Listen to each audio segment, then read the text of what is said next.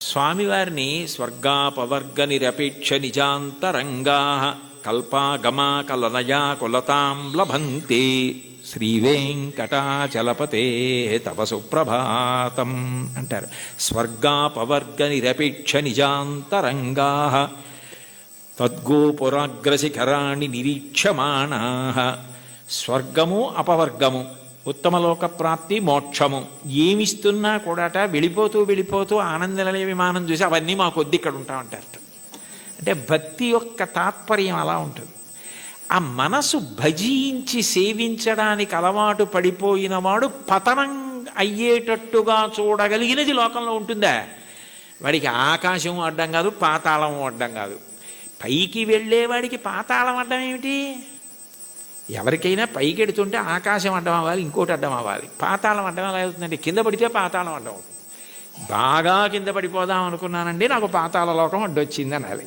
ఈశ్వరుణ్ణి చేరాలనుకున్నవాడు పైకి ఎడతాడు కానీ కిందకి ఎడతాడా? అంటే ఒకవేళ ఓ తప్పు చేసి కిందకి వెళ్ళిపోయినా ఈశ్వరుడు వాడిని ఏం బాధ పెట్టడు. వాడిని మళ్ళీ పైకెత్తే పూచి ఆయనే తీసుకుని పైకెత్తుతాడు. అందుకని పాతాళం అవడం అవదు, కింద పడ్డా కూడా వాడికి అంత కింద పడ్డా అంత పైకి ఎక్కుతాడు. దానికి ఉందా అంటే ఉంది. ఉదాహరణ బలిచక్రవర్తే ఉన్నాడు.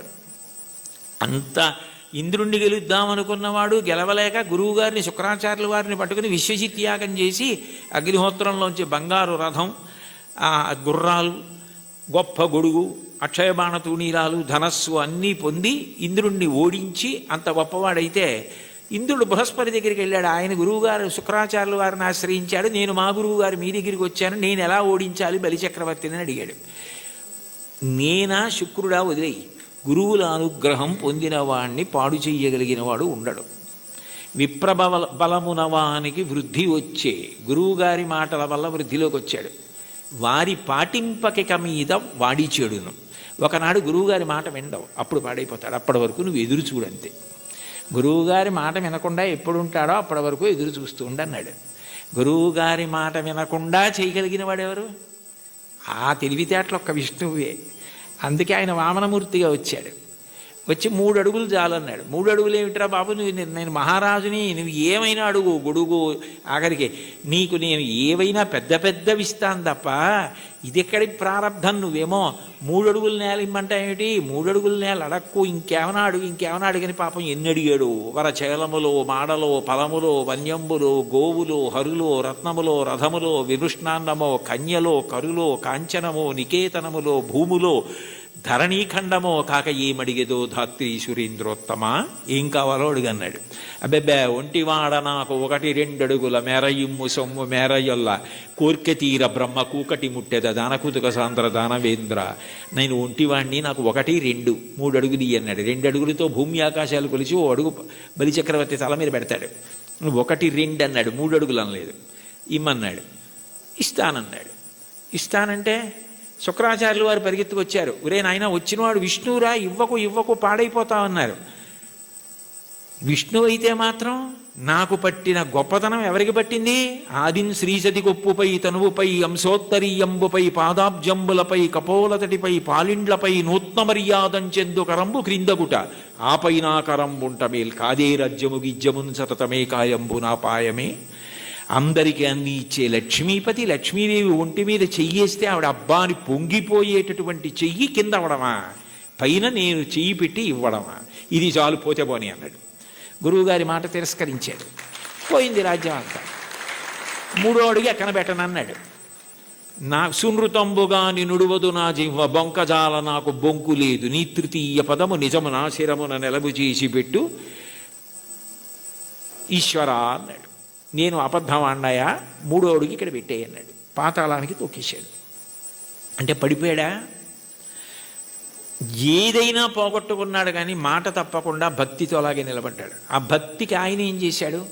తాత్కాలికంగా నువ్వు అలా ఉంటావు, కానీ సావర్ణిమనువు వేళకు దేవేంద్రుడుండకు నితడు దేవతలకు దుర్భాసితమకు నా చోటికి రావింతును అందుమీద రక్షింతు దయన్.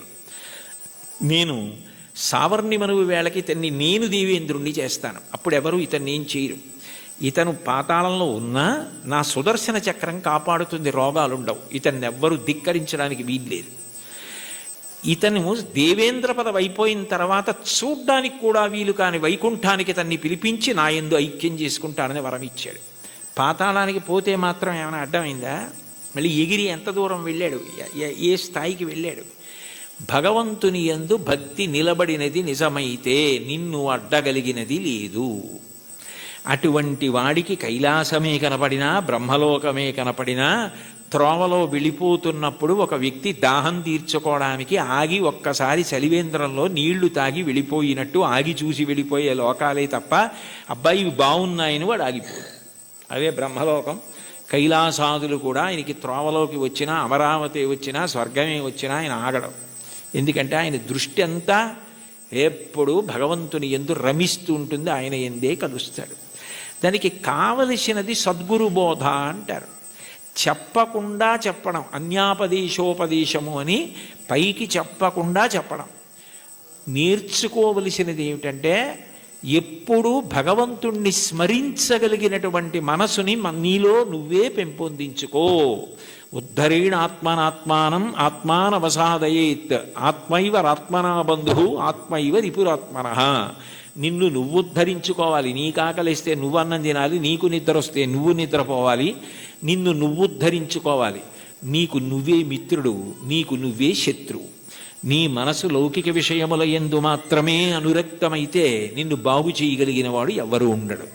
నీ మనసు భగవంతుని యందు రమించడం అలవాటైతే నిన్ను ఎవ్వరూ ఉద్ధరించక్కర్లేదు. అది నీ అంత నువ్వుగా ఆ భక్తికి ముహూర్తాలు ఉండవు. వచ్చే ఏకాదశి నుంచి భక్తిగా ఉంటానండి అంటే అదేమైనా శంకుస్థాపన గృహప్రవేశమా? భక్తిగా ఉండడం అన్నది మనసులో భగవంతుని యొక్క చింతన చేత వస్తుంది. ఎంతటి మహోపకారి అన్న భావన అది కలిగితే ఆయన ఆరాధన యందు లౌల్యము కలుగుతుంది. ఎప్పుడెప్పుడు ఆరాధిస్తానా, ఎప్పుడు కాళ్ళు కడుగుతానా, ఎప్పుడు అర్ఘ్యమిస్తానా, ఎప్పుడు ఆచమనీయమిస్తానా అని మనసు కొట్టుకుపోతుంది. అర్చాలౌల్యా సంతతం చంద్రమౌళే పౌనఃపుణ్యం విష్ణునాంనాంచ పాఠ ఏకం చాసౌ బోధతే దేవతానాం అంటారు మహాస్వామి వారి గురించి. అటువంటి స్థితి కలుగుతుంది. కాబట్టి అటువంటి వాడికి ప్రతిబంధకమేది, ఆపగలిగినది ఇది, అది నేర్చుకో అని చెప్పడం అన్యాపదేశం ఉపదేశం. అంత గొప్ప కీర్తన. పరమ భాగవతోత్తములై భగవంతుణ్ణి చేసిన స్తుతి పాఠాలలో కూడా ఇటువంటివి పద్యాలు శ్లోకాలు కనపడుతుంటాయి. ఈ కీర్తనకి సంబంధించినంత వరకు ఎదురుగుండా ఉన్నటువంటి వెంకటేశ్వరుణ్ణి, తిరుమలలో విరాజమానుడైన వెంకటేశ్వర స్వామి వారి ఎదుట నిలబడి, అది కేవలం ప్రతిమ అన్న భావన కాకుండా ఆయన వెంకటేశ్వరుడే, ఆయన సాక్షాత్తు శ్రీమన్నారాయణుడే అన్న భావనతో అన్నమాచార్యుల వారు మాట్లాడుతున్నటువంటి కీర్తన. అంటే యద్భావం తద్భవతి. అసలు ముందు మనం ఆరాధన చేసే మూర్తి అది విగ్రహం కాదు, అది పరమాత్మ అన్న భావన మనకుంటే పరమాత్మగానే ప్రతిస్పందిస్తాడు. వెంకటేశ్వరుణ్ణి దర్శించినటువంటి అన్నమాచార్యుల వారు ఆయన సాక్షాత్ శ్రీ మహావిష్ణువే అన్న ఉద్దేశ్యంతో ఆయనతో మాట్లాడుతున్న కీర్తన. అందుకే నేను నువ్వు నన్ను చూచి నువ్వు అన్న మాటలతో ఆయనతో మాట్లాడుతున్న సంబోధనతో ప్రారంభమైంది. అందులో అంటారు, నన్ను చూచి హరి నువ్వు నవ్వకుండేవా. నన్ను చూసి నువ్వు నవ్వకుండా ఉండలేవు, నాకు అర్థమైంది. అయితే నవ్వడం అనేటటువంటి మాటలో పరిహాసం చేయడం ఒక ఎత్తు. అంటే నువ్వు చేసేది తప్పు, నువ్వు చేసేది సరైన పని కాదు, అయోగ్యమైనది, అనౌచిత్యమైనది అన్నప్పుడు పరిహాసాస్పదంగా ఆయన నవ్వడం వేరు. వెంకటేశ్వరుడి నవ్వు శుచిస్మిత. రామాయణంలో అంటారే, తృణమంతరథ కృత్వ ప్రత్యువాచ శుచిస్మిత అంటారు. ఒక కన్నతల్లి పసిబిడ్డడి యొక్క అమాయకత్వానికి ఎంత శుద్ధమైన నవ్వు నవ్వుతుందో, ఎంత పవిత్రమైన నవ్వు నవ్వుతుందో, భగవంతుని యొక్క నవ్వు అంత పవిత్రంగా ఉంటుంది మనం చేసే అమాయకపు పనులు చూసి. తల్లి ఏదో వేడిగా ఉన్నటువంటి పాయస పాత్ర అక్కడ ఉంటే పిల్లవాడు వెళ్ళి నేను తినేస్తానని పాయస పాత్రలో చెయ్యి పెట్టబోతే, నువ్వు తినలేవురా, అది చాలా వేడిగా ఉంది, నేను చల్లారి పెట్టి పెడతానని చెప్పి ఎంతో ప్రేమగా నవ్వి వాడిని దూరంగా పెట్టి ఉప్పుని ఊది చిన్న చిన్న ముద్దలు వాడి నోట్లో ఎంత ప్రేమతో తినిపిస్తుందో, అంత ప్రేమతో నవ్వుతాట భగవంతుడు. అందుకని భగవంతుని యొక్క నవ్వు శుచిస్మిత, మందహాసం, చిన్న నవ్వు నవ్వుతాడు అని.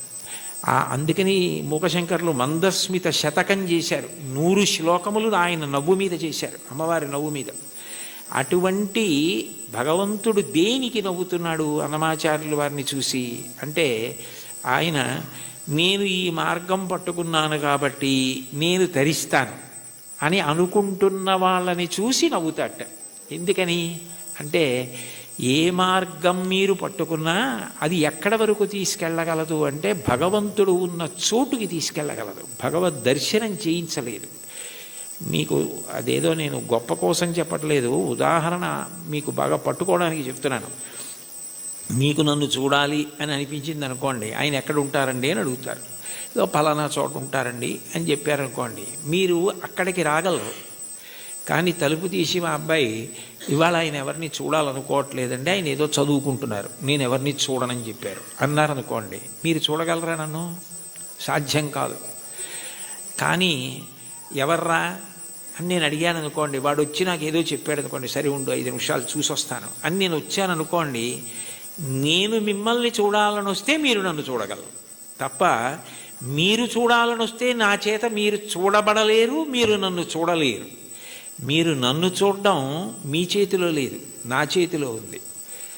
ఇంత చిన్న విషయమే అలా ఉంటే భగవద్ దర్శనం, భగవద్ అనుభవం మనం పట్టుకున్న మార్గం వల్ల ఫలితంగా వస్తుంది. అదేనా కర్మ? కర్మ అయితే ఈ కర్మ చేస్తే ఈ ఫలితం వస్తుంది అని చెప్పచ్చు. అబ్బాయి నువ్వు ఈ పొలాన్ని దున్నవయ్యా, విత్తనాలు వెయ్యి, ఇలా నీరు పెట్టు, మొక్కలు వస్తాయి అని చెప్పచ్చు. భగవన్ మార్గంలో నీవు ఈ మార్గాన్ని పట్టుకుంటే నీకు తప్పకుండా భగవద్ దర్శనం అయిపోతుంది, మోక్షం పొందగలవు అనుకుంటే అందులో ఎప్పుడూ 2 అంగుళాలు తక్కువ వస్తుంది. నేను చేస్తున్నాను కర్తృత్వం, దాని చేత ఈ ఫలితం వస్తుంది ఒక ఆశ. ఈ 2 మనసులో ఉండి పాటించిన ఏ పద్ధతి కూడా భగవంతుణ్ణి పూర్తిగా చేరనివ్వదు. అదే భాగవతంలో ఉలూకల బంధనం. యశోద ఎంత ప్రయత్నించి కృష్ణుడి బొజ్జ కట్టేద్దామని తజ్జనని లోగిటంగల రజ్జు పరంపరల తేవంగా ఆ బొజ్జ తిరిగి రాదయ్యే జగజ్జాలములున్న బొజ్జ కట్టందరమే. ఇన్ని తాళ్ళొచ్చి ముళ్ళేసి చుట్టూ తిప్పినా 2 అంగుళాలు తక్కువ వస్తూనే ఉంది. ఏమిటి 2 అంగుళాలే తక్కువ వస్తుంది? ఇన్ని తాళ్ళు ముడేసి పొట్ట చుట్టూ తిప్పినా పొట్టకి తక్కువ అవ్వకూడదు కదా, ఎన్ని తాళ్ళు కలిపి ముడేసినా 2 అంగుళాలే తక్కువ అన్న ఆలోచన ఆవిడికి రాలేదు. ఆవిడ మరిచిపోయింది. ఆవిడ ఇందులో నిమగ్నమైపోయిందంటే ఆయన కడదామనుకుంది అంతే. అప్పుడు ఆయన కట్టబడ్డాడు. మీరు జాగ్రత్తగా తెలుసుకోవాలి, ఆవిడ కట్టలేదు. అందుకే వడల చెమటలగయ నొత్తరీయముజార తురుముకున్న విరులు జారిరాల కట్టరాని తనను కట్టెదనని చింత కట్టుకున్న తల్లి కరుణ చూచి. చిక్కడు సిరికౌగిటిలో చిక్కడు సనకాది యోగి చిత్తాబ్జములన్ చిక్కడు శృతిలతి కావలి చిక్కెనతడు లీల తల్లి చేతన్ రోలన్. ఆయన వేదమంత్రాలకి దొరకడు, ఆయన లక్ష్మీదేవి కౌగిటికి దొరకడు, ఆయన సనకసనందనాథుల మనస్సులో ఎందు దొరకడు. కానీ ఆయన దొరికిపోయాడు యశోదకి. ఎందుకు దొరికిపోయాడు అంటే ఆమె ఎందుకు చేస్తోందన్నది ఆమె మరిచిపోయి ఆయన ఆయనని కట్టడం అన్న దాంట్లో 2 అంగుళాలు తక్కువ వచ్చాయన్నది ఆవిడ మరిచిపోయినప్పుడు కట్టబడ్డాడు. నేను ఇది చేస్తున్నాను, ఈ మార్గం పట్టుకున్నాను, దీనివలన ఇది కలుగుతుందని నువ్వు మరిచిపోయి ఆనందంతో అది చేసినప్పుడు ఆయన నీ చేత బంధింపబడతాడు. అదే మహాభారతంలో సహదేవుడు కట్టడం, అదే భాగవతంలో యశోద కట్టడం. అది లేనప్పుడు నేను ఒకటి పట్టుకుని ఇదిగో ఇది చేసుకొచ్చేస్తున్నాను కాబట్టి నీ దగ్గరికి వచ్చేస్తున్నాను, నువ్వు నాకు వశపడిపోతావంటే నేను గొప్ప ఆయన గొప్ప? అప్పుడు దానికి ఒక పాఠ్య ప్రణాళిక ఉంది, ఇలా చేసేస్తే ఆయన దొరికిపోతాడని. అలా ఎక్కడుంది స్వామి? అలా ఉందా అని చెప్పడానికి మనసుకు గోచరమా, మాటలకు గోచరమా? మనసుకి నువ్వు దొరికిపోతావా? ఎలా దొరికిపోతావు? పటకార అంటారు లోకంలో. పటకార అంటే కింద మరుగుపాల గిన్నె ఉంటుంది, పైన నా చేత్తో పట్టుకుంటే పటకార ఏం చేస్తుంది? మరుగుపాల గిన్నెని పట్టుకుంటుంది. నేను గట్టిగా పట్టుకుని పక్కన దింపేస్తాను మరుగుపాల గిన్నెని. ఆ మరుగుపాల గిన్నెని పట్టుకున్న పటకార నేనే పట్టుకుంటున్నాను మరుగుపాలని. అనుకుంది అనుకోండి, నేను పైన పట్టుకోవడం మానేశాను అనుకోండి, పట్టుకోగలదా? నేను పట్టుకుంటుంది కాబట్టి దాని పేరు పటకారని పేరు. ఈశ్వరుడి యొక్క చైతన్యము పడితే మనసు పనిచేస్తుంది. అసలు ఈశ్వర చైతన్యం పడకుండా మనసు ఎలా పనిచేస్తుంది? సంకల్ప వికల్పములు ఎక్కడి నుంచి వస్తాయి? నానాఛిద్రఘటోదర స్థిత మహాదీప ప్రభాభాస్వరం జ్ఞానం యస్యతు చక్షురాదికరణ ద్వారా బహిస్పందతే జానామీతి తమైవ భాంతమనుభాచ్యేత సమస్తం జగత్ తస్మై శ్రీ గురుమూర్తయే నమ ఇదం శ్రీ దక్షిణామూర్తయే అంటారు దక్షిణామూర్తి అష్టకంలో. మనసు మాత్రం ఆయన ప్రభావం, వాక్కు ఆయన ఇచ్చినది. నేను ఇప్పుడు దీనికి ఇలా వ్యాఖ్యానం చేయాలంటే నేను ఎన్ని రోజులు చదువుకురాను దాన్ని? ఇక్కడ ఉన్న సమయాన్ని బట్టి ఏదో చెప్పాలంతే. నాకేదో భావన వచ్చిందనుకోండి, ఆ భావన నాలో కదిలినప్పుడు మూలాధార చక్రం దగ్గర నుంచి పైకొచ్చిన గాలి బ్రహ్మరంధ్రం దగ్గరికి వెడితే నువ్వు అట్లా నిర్గమించకూడదు, సమయం రాలేదని వెనక్కి తోసేస్తే నోటిలోకి వచ్చి నిలబడిన వాయువుని నాలుక కదిలి నొక్కితే సొట్టలు పడి గాలి అక్షరములై నా నోట్లోంచి బయటకు వస్తున్నప్పుడు అక్షరములు పదములై, పదములు వాక్యములై నా భావనని పట్టుకుని ఆకాశగతమై వచ్చి మీ చెవులలోంచి లోపలికి వెడితే నా భావాలు మీ భావాలు అవుతున్నాయి. సభాభ్య సభాపతిభ్యశ్చ భో నమో నమో. అది చేస్తున్నవాడెవరు? నేను మాట్లాడుతున్నానంటే అర్థం ఎక్కడుంది దానికి? ఇది నేను వెళ్ళిపోయిన తర్వాత నేనే చెప్పాను వ్యాఖ్యానం అంటే, ఇది అది చెప్పింది, నేను చెప్పింది అది చెప్పింది. ఇది నాకు మైకు, నేను ఆయనకి మైకు. లోపలుండి ఆయన చెప్తే నేను మైకు తప్ప నేను చెప్పడం ఏంటి? అది తెలిసిన వాళ్ళు నేనన్న మాట అనలేదు. పలికెడిది భాగవతమట, పలికించు విభుండు రామభద్రుండట. నే పలికిన భవహరమవునట, పలికెద వీరుండుగాథ పలుకగనేలా. నా స్వాతంత్రం ఎందుకు? ఆయన ఏది పలికిస్తే అది పలుకుతాడు తప్ప నేనన్నది ఏం లేదన్నారు పోతన గారు. ఏమిటి అంత భాగవతాన్ని ఆంధ్రీకరించిన మహానుభావుడు. కాబట్టి దీనికి ఇది మార్గం అన్నది ఎక్కడుంది అసలు? ఈ మాటల చేత ఆయన వశపడిపోతాడు. నేను ఇన్ని ప్రవచనాలు చేశాను కాబట్టి నేను ఖచ్చితంగా భగవంతుణ్ణి చేరిపోతాను అని ఎట్లా చెప్తావు? ఆయన అనుగ్రహం నీ చేత మాట్లాడించింది. నీవు మాట్లాడడంలో నిన్ను నువ్వు మరిచిపోతే, మాట్లాడడం నీ నిప్పి మరిచిపోవడానికి, నీ బాధ మరిచిపోవడానికి కూడా కారణమైపోతాయి. నిజంగా నీకేదో నొప్పిగా ఉంది, అయినా మాట్లాడడంలో నువ్వు ఆ నొప్పి మరిచిపోతున్నావు అంటే అన్నీ మరిచిపోవడానికి నీకున్నది సాధనం అయిపోతాయి. అప్పుడు ఈశ్వరుడు వశపడతాడు తప్ప ఇది నాకు మార్గము, దీనికి ఇది ప్రయోజనము అని అనుకున్నంతకాలం నువ్వు వశపడతావా స్వామి? అంత అమాయకుడివా? అది సాధ్యమా? అంటే ఆ మైమరుపు రావాలి. అందుకే మీరు చూడండి, తన్మయుడైపోయాడండి అంటారు. తన్మయుడైపోయాడండి అన్న మాటకు అర్థం ఏమిటి? తత్ యందు మయమైపోయాడు. ఏమంటే మరి దొంగ మీ జేబులోంచి డబ్బులు తీసేస్తుంటే మీకు తెలియలేదా అన్నారనుకోండి, ఆ శోభారాజు గారు కీర్తన పాడుతున్నారండి, దాంట్లో తన్మయం అయిపోయానంటాడు. అంటే మనసంతా ఆవిడ కీర్తన యందు మగ్నం అయిపోయింది. దొంగ జేబులో చేయి పెట్టడం కానీ డబ్బులు తీయడం కానీ తెలియలేదు. చర్మానికి స్పర్శ ఉండదా? ఉంది. కానీ ఎందుకు తెలుసుకోలేకపోయింది? అంటే మనసు పాట యందు తన్మయం అయిపోయింది. అలా నువ్వు ఏది చేస్తున్నావో దాని ద్వారా నువ్వు తన్మయమైపోతే అప్పుడు ఈశ్వరుడు వశపడతాడు తప్ప ఇది నేను ఇంత బాగా చేస్తున్నానని నువ్వు నీకు పొగుడుకోవడం అలవాటైపోతే, ఇది నేనే చేస్తున్నాను అనుకుంటే నువ్వు బాగా చేసుకుంటున్నావు కదరా, చేసుకో అంటాడు. అది తన్మయానికి కారణమై, అందుకే చిట్ట చివరికి ఏదైనా ఎక్కడికి వెళ్ళాలి అంటే మౌనమునందు పరివసించాలి. చిట్ట చివరికి సంగీతము నాదమునందు, శబ్దం ఎక్కడ పుడుతోందో అక్కడ లయమైపోతుంది. నాదతను మనిషం శంకరం అంటారు త్యాగరాజస్వామి. అందుకే ఆ నాదము శంకర శరీరము, దాని యందు లయం అవ్వాలి.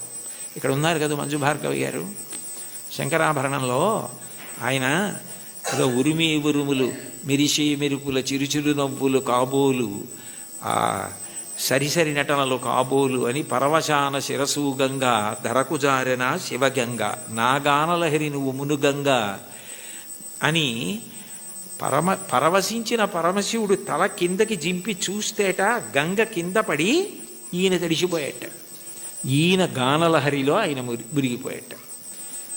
అప్పుడు ఒక్క క్షణం ఆగిపోయాడు అనుకోండి, అప్పుడు నాదోపాసన చేసిన వాడను నీవాడను నేనైతే. అది నాదమునందు ఉపాసన. మౌనమునందు వెళ్ళిపోవాలి.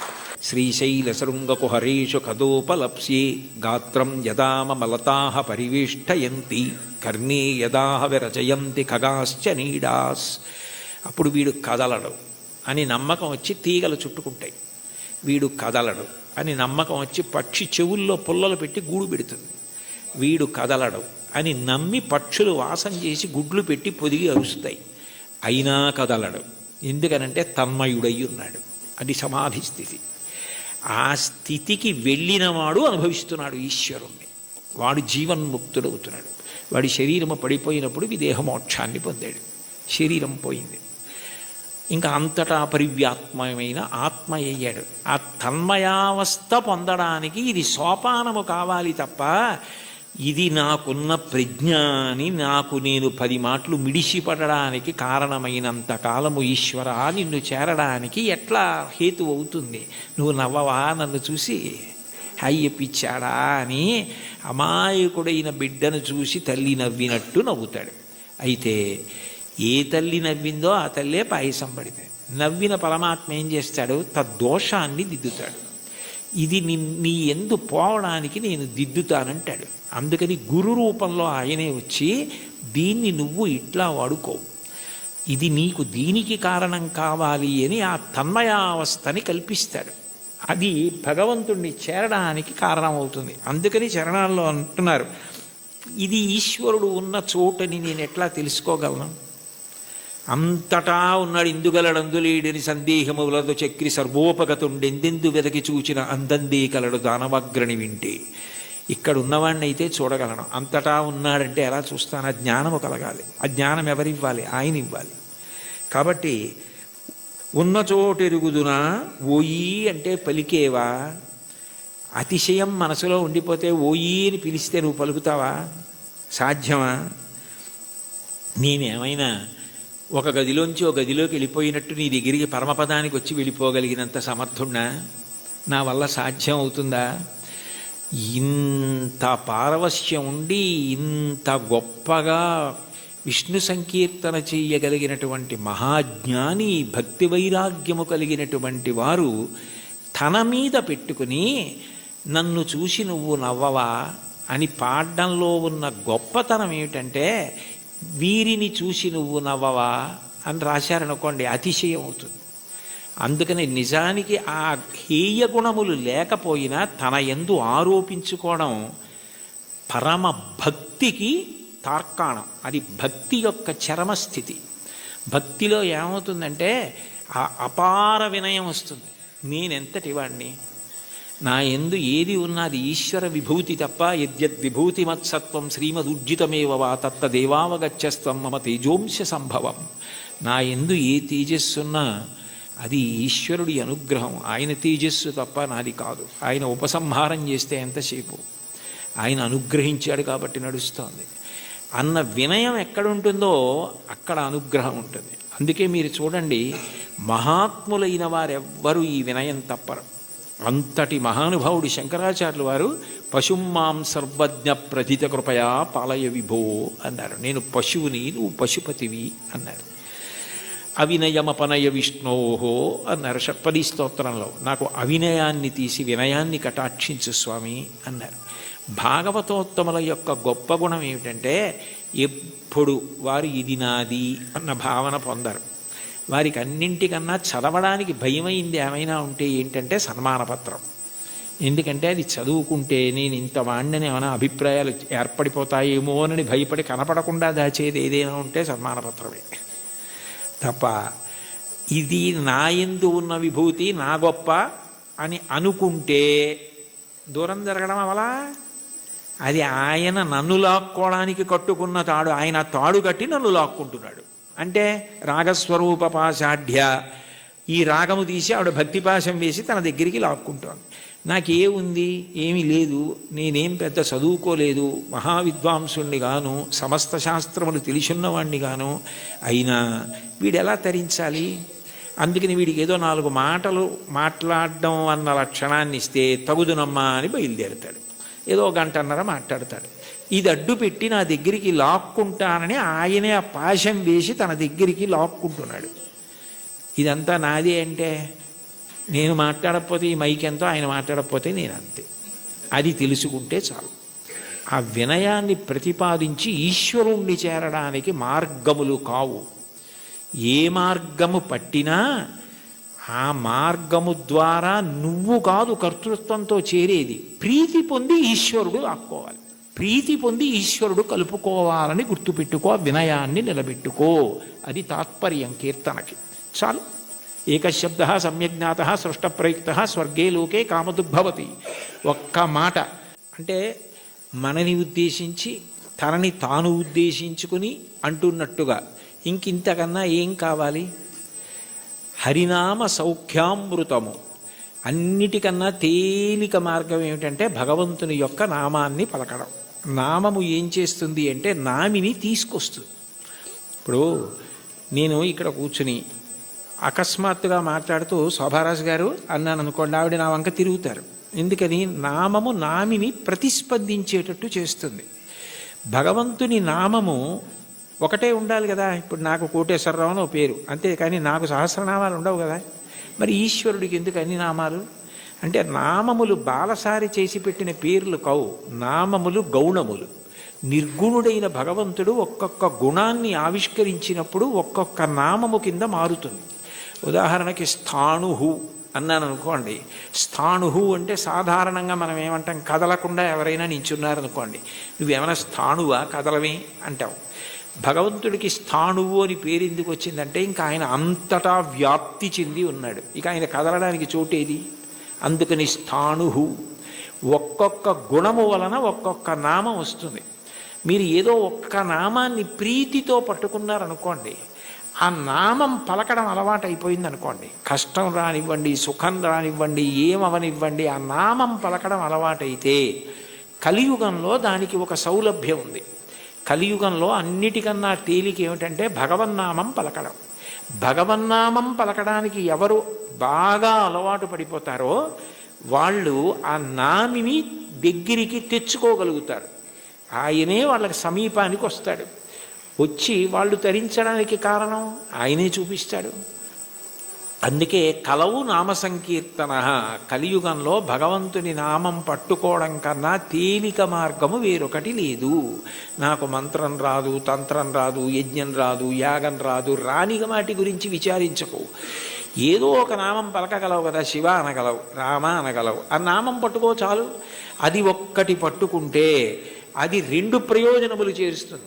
ఒకటి, నువ్వు చేసిన పాపములు ఏవి నిన్ను ఈశ్వరుణ్ణి చేరకుండా ప్రతిబంధకంగా నిలబడతాయనుకుంటున్నావో వాటిని తీసేస్తుంది. రెండు, ఎవరిని నువ్వు చేరాలనుకుంటున్నావో వాణ్ణి నువ్వు ప్రయత్నపూర్వకంగా చేరడం కాదు, వాడొచ్చి నీ దగ్గర నిలబడి వాడు నిన్ను పొందేటట్టు చేస్తుంది. ఎంత తేలికైంది! అందుకే నామస్మరణ ధన్యోపాయం నహి పశ్యామో భవతరణే. కలియుగంలో ఇంకా నామస్మరణ కన్నా భవతరణానికి, సంసార సముద్రమును దాటడానికి మార్గము లేదు. భాగవతంలో అంటారు, నామము ఎంత తేలిక అంటే బిడ్డ పేరు పెట్టి పిలిచిననైన విశ్రామ కేళినైన మిగుల గేలినైన పద్య గద్య గీత భావార్థములనైన కమలనయను తలుప కలుషహరము. మీరు బిడ్డకి పేరు పెట్టుకుని ఏ చక్రి అని పేరు పెట్టుకున్నారు, శౌరి అని పేరు పెట్టుకున్నారు, శౌరి శౌరి శౌరి శౌరి అని పేరు అదే పనిగా బిడ్డ పేరు పెట్టి పిలిచినా అది భగవంతుణ్ణి పిలిచినట్టే ఆయన లెక్కలోకి తీసుకుంటాడు. అందుకే కదా అజామీలుడు మోక్షాన్ని పొందాడు. కాబట్టి బిడ్డ పేరు పెట్టి పిలిచిననైన విశ్రామ కేళినైన, ఆడుకుంటూ భగవంతుడి పేర్లు కొన్ని అవతల వాళ్ళు పెట్టుకుని యువతల వాళ్ళు పెట్టుకుని ఆడుకుంటూ పిలుచుకున్నా సరే భగవంతుడు దాన్ని తన నామం ఉచ్చరించడంగానే స్వీకరిస్తాడు. విశ్రామ కేళినైన పద్య గద్య గీత భావార్థములనైన, ఓ పద్యం ద్వారానో గీతం ద్వారానో అర్థం ద్వారానో మీరు హరినామం, భగవన్నామం, శివనామం, ఏదో భగవన్నామాన్ని పట్టుకున్నారనుకోండి, ఆ నామము చాలు తరింపజేస్తుంది. అది మిమ్మల్ని గట్టెక్కించేస్తుంది. అందుకే అంతకన్నా గొప్పది లేదు, అంతకన్నా మీకున్న ప్రతిబంధకాల్ని తీసేసేది లేదు. ఏది ఈశ్వరుణ్ణి చేరడానికి అడ్డో దాన్ని ఆ నామం తీస్తుంది. అందుకంటారు పోతన గారు భాగవతంలో, బ్రహ్మహత్యానేక పాపాటవులకగ్ని కీలలు హరినామ కీర్తనములు, మధుపాన కిల్బిష మదనాగ సమితికి కేసరుల్ హరినామ కీర్తనములు, తపనీయ శౌర్య తమసంబునకు సూర్య కిరణముల్ హరినామ కీర్తనములు, గురుతల్ప కల్మష క్రూర సర్పములకు గేకులు హరినామ కీర్తనములు, మహిత యోగోగ్ర నిత్య సమాధి విధుల అరలు, బ్రహ్మాదిసురలకు అందరాని భూరి నిర్వాణ సామ్రాజ్య భోగ భాగ్య ఖేళనంబులు హరినామ కీర్తనములు. భగవంతుణ్ణి నామాన్ని కీర్తిస్తే బ్రహ్మహత్యాపాతకం, బంగారం దొంగిలించడం, గురువుగారి భార్య పడుకున్న శయ్య మీద పడుకున్న మహాపాతకం, అట్లాగే మధుపానం, మద్యపానం చేసినటువంటి దోషం, ఇన్ని పాపములను హరినామము కాల్చేస్తోంది. కాల్చేసిన కారణము చేత నిత్యశుద్ధుడయ్యాడు. యజ్ఞం చెయ్యాలి, యాగం చేయాలి, పూజ చేయాలి, మంత్రం చేయాలి, జపం చేయాలి, ధ్యానం చేయాలంటే దానికి ఒక ప్రత్యేకమైనటువంటి స్థితి అవసరం. భగవన్నామం పలకడానికి ఏం అక్కర్లేదు.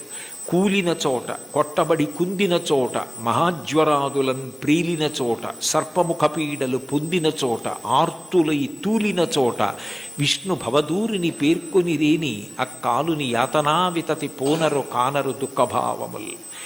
కూలినప్పుడు, కింద పడ్డప్పుడు, పాము కనపడినప్పుడు, ఏదో తగిలి పడిపోయినప్పుడు, జ్వరం వచ్చినప్పుడు భగవన్నామం పలకడం అలవాటైనటువంటి వాడు భగవంతుణ్ణే పొందుతాడు. కలియుగంలో భగవన్నామం పలకడం కన్నా తేలికైన మార్గము వేరొకటి లేదు.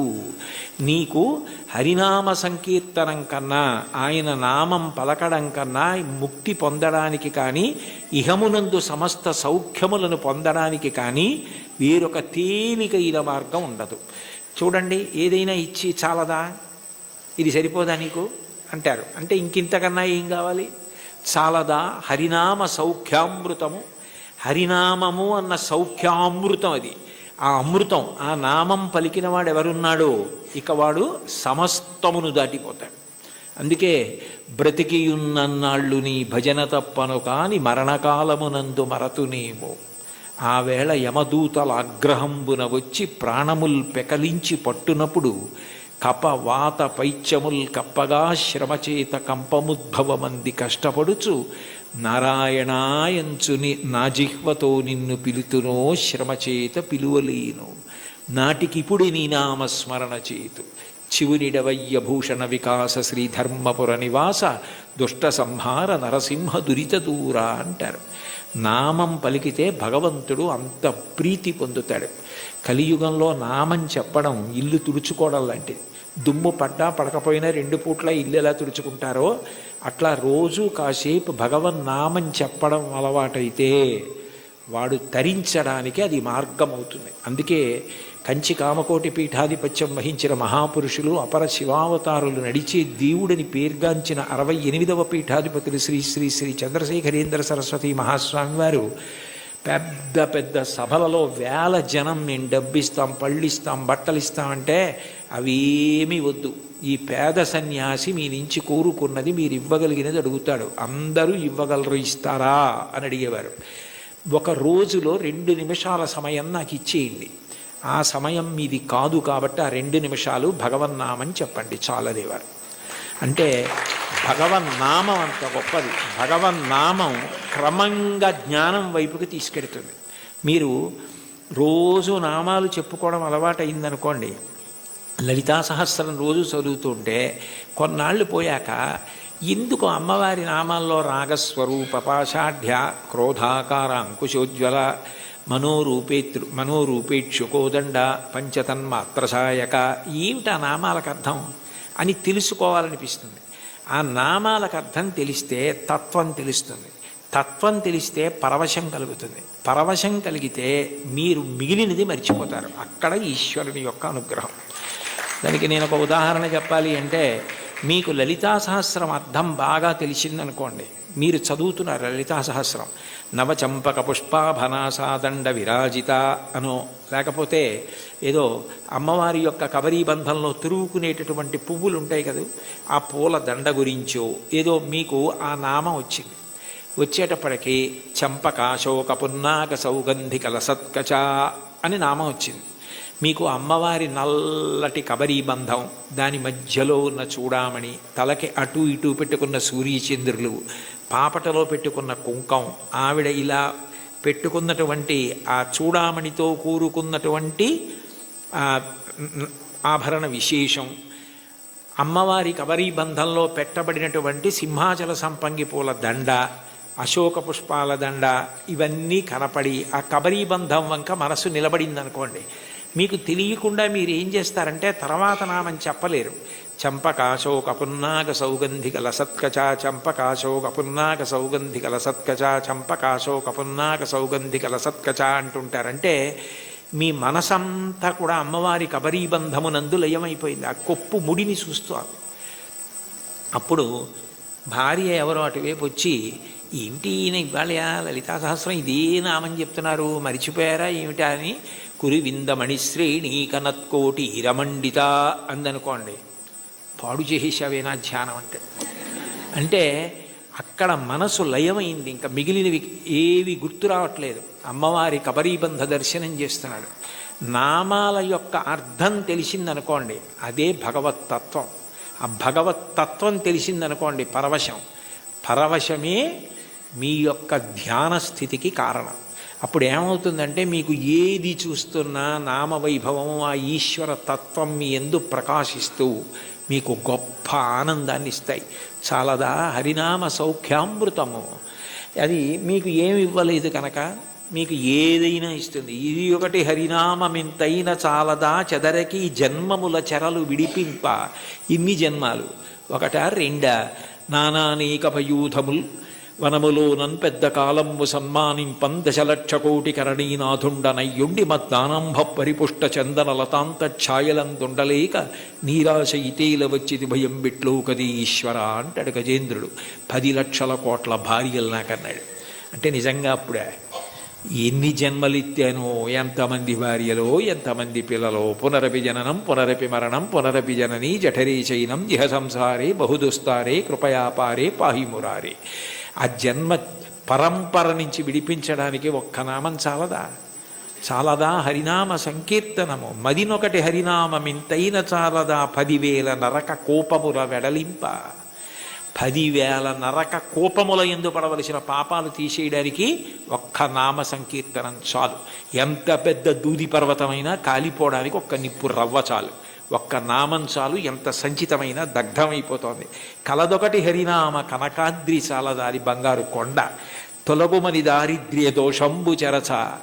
లేదన్న బాధ పాపము వలన వస్తే పాపమును తొలగించడానికి ఆ నామం చాలు. తెలివొకటి హరినామ దీపమది చాలదా కలుషంపు కఠిన చీకటి పారద్రోల. కఠినమైన అజ్ఞానమనే చీకటిని పారద్రోలడానికి భగవన్నామమన్న దీపం చాలు. అయితే చివర పెద్ద మూడేశారు. భగవన్నామమునందు అనురక్తి దేనికి కలుగుతుంది అంటే భాగవతులతో కలిసి తిరిగితే వస్తుంది. వాళ్ళు ఎప్పుడూ భగవన్నామం చెప్పుకున్నంత పరవశించిపోతాడే, ఆయనతో ఉంటే ఎప్పుడు ఆ భగవత్ కథలు భగవద్వైభవం అలా తలుచుకు మురిసిపోతూ ఉంటాడని మనకి కూడా అబ్బుతుంది. అందుకని కావలసింది ఏమిటంటే సత్సంగం, సత్పురుషుల సహవాసం. వాళ్ళని మనం గుర్తుపడతాం, కానీ వాళ్ళు మనని గుర్తుపెట్టి పేరు పెట్టి పిలిస్తే అంతకన్నా గొప్పతనం లేదు. అంటే సత్పురుష సహవాసం అంత గొప్ప సుమా. కాబట్టి సొగసి ఈ విభుని దాసుల కరుణ చాలదా.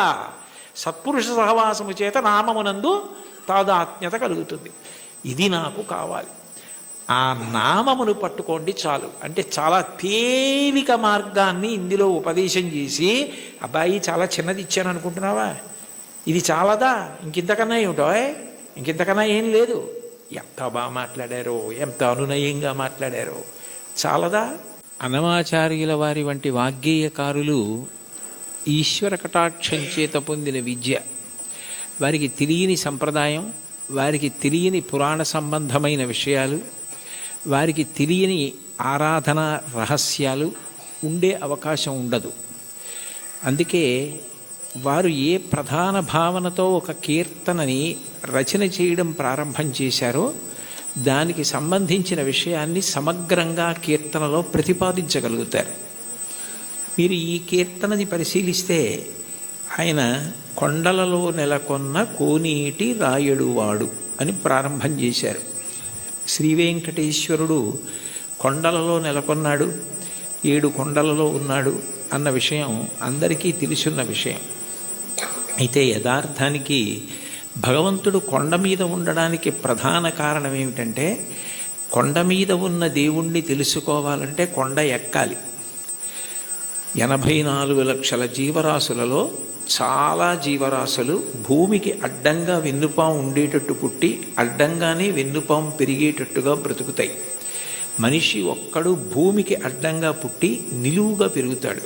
అంటే మనిషి ఒక్కడే ఊర్ధ్వముఖ చలనం చేసి భగవంతుణ్ణి తెలుసుకోగలడు. కొండలలో నెలకొన్నవాడు అన్న మాటకు అర్థం ఏమిటంటే, నువ్వు ఊర్ధ్వముఖ చలనం చేస్తే తెలుసుకోవడానికి అవకాశం ఇచ్చేటటువంటి వాడు. అందుకనే ఆయన ఆనంద నిలయ విమానమనందు ఉంటాడు. అసలు ఈశ్వరుడికి పర్యాయ పదం ఆనందం. కృష్ణుడి పేరు కూడా నిజానికి కృష్ అంటే నిరతిశయ ఆనంద ఘనము. అటువంటి ఆనంద స్వరూపమైన భగవంతుడు నీకు అనుభవంలోకి రావాలి అంటే నువ్వు ఊర్ధ్వముఖ చలనం చెయ్యాలి. ఆయన కోనేటి రాయడు. సర్వసాధారణంగా నదుల యొక్క తీరాలలో ఈశ్వర దేవాలయాలు ప్రతిష్ఠితమవుతూ ఉంటాయి. అక్కడ స్వయంభూగా వ్యక్తమవుతూ ఉంటాడు. కానీ వెంకటేశ్వరుడు మాత్రం స్వామి పుష్కరిణికి ఎనలేని ప్రాధాన్యతనిచ్చి దాని పేరే స్వామి పుష్కరిణి అయింది. శ్రీ వెంకటేశ్వర సుప్రభాతానికి సంబంధించి మనం ఇచ్చే మంగళహారతి శ్లోకాల్లో కూడా శ్రీవైకుంఠ విరక్తాయ స్వామి పుష్కరిణీ తటే రమయా రమమాణాయ వెంకటేశాయ మంగళం అంటాం.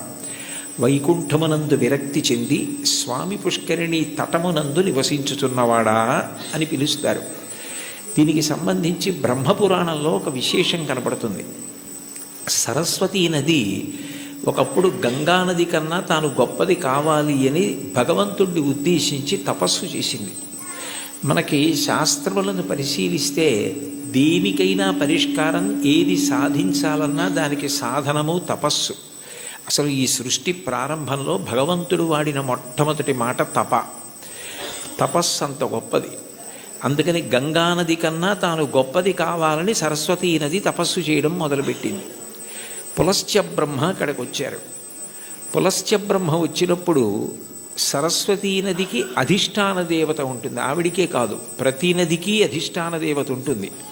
ఆ అధిష్టాన దేవత అనుగ్రహించినప్పుడు ఒక రూపంతో ప్రత్యక్షమై కనపడుతుంది. అందుకే భాగవతంలో పరీక్షిత్ ప్రాయోపవేశం చేసినప్పుడు అమ్మా అని పిలిచిన నరు పొమ్మ అని ముక్తికడకు బుత్తువట, కృపన్ లెమ్మా నీ రూపముతో రమ్మా నాకెదురంగ గంగ రమ్యతరంగా అంటాడు.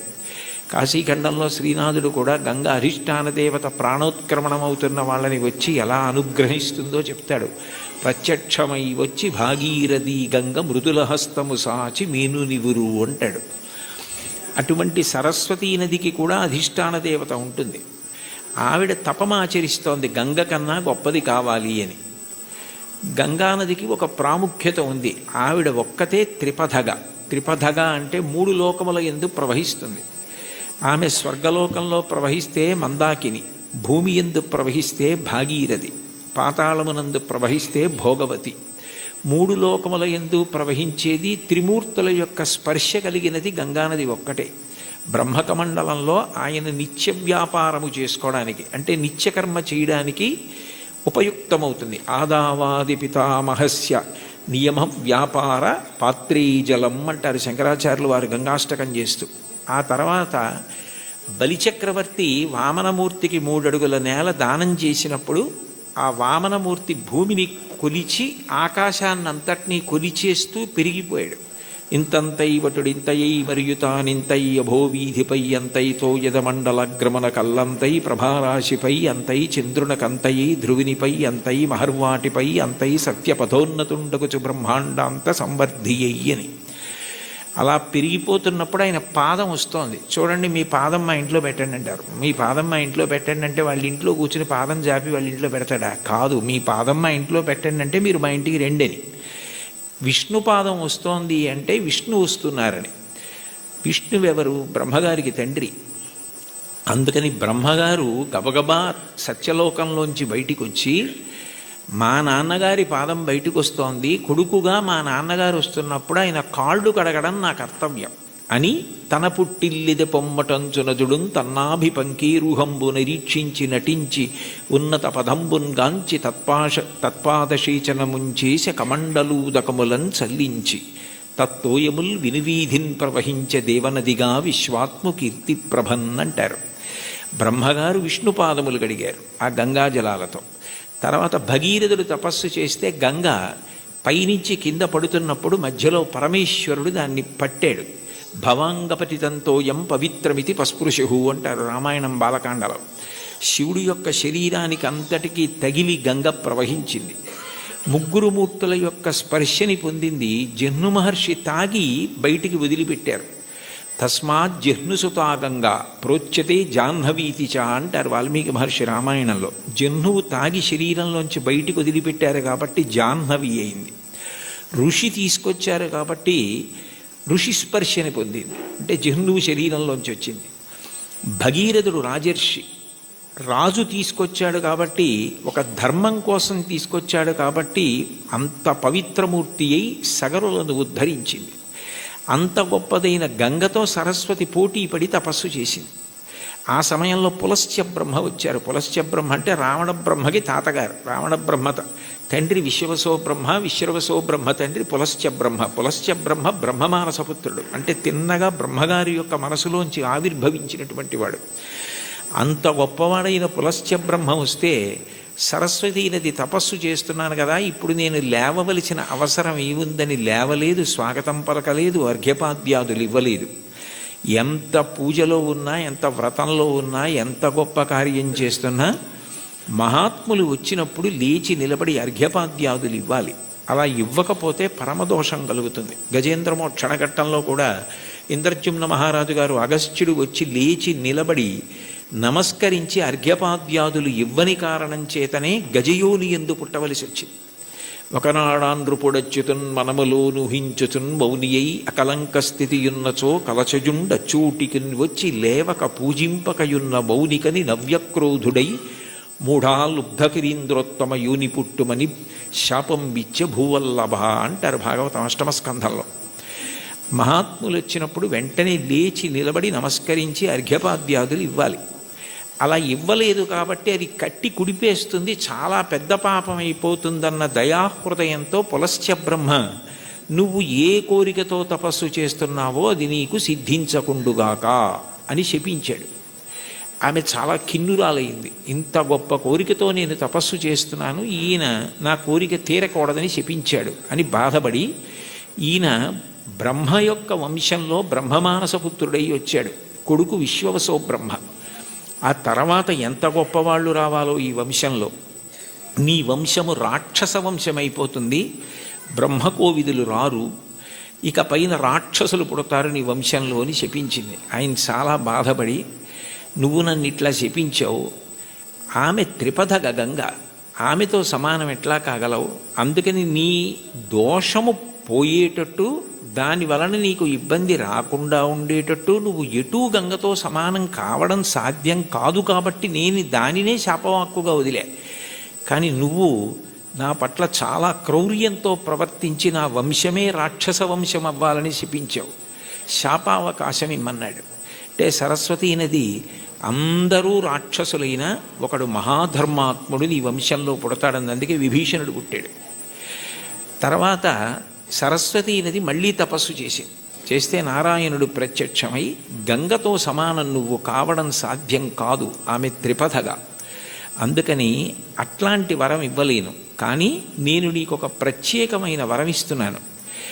సృష్టిలో ఎక్కడా లేని ఒక గొప్ప పుష్కరిణివి నువ్వు అవుతావు.